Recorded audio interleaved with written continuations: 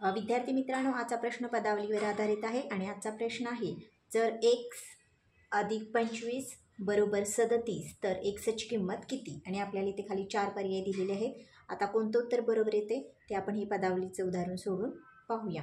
आधी आपण उदाहरण लिहून घेऊ. x अधिक 25 बरोबर 37 तर त्यातील आपल्याला xची किंमत काढायची आहे.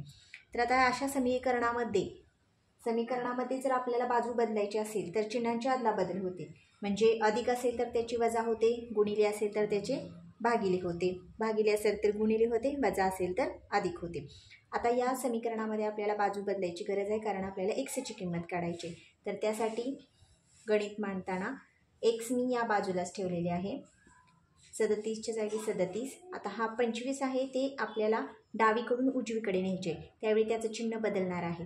आता त्याला चिन्ह आहे अधिक, ते पलीकडे गेल्यानंतर उजवीकडे गेल्यानंतर त्याचं चिन्ह होणार आहे वजा. 37 वजा 25, एक्स बरोबर 37 वजा 25 उत्तर येते 12. म्हणजे एक्सची किंमत आलेली आहे 12 आणि आपला पर्याय क्रमांक 2 हे उत्तर बरोबर आहे.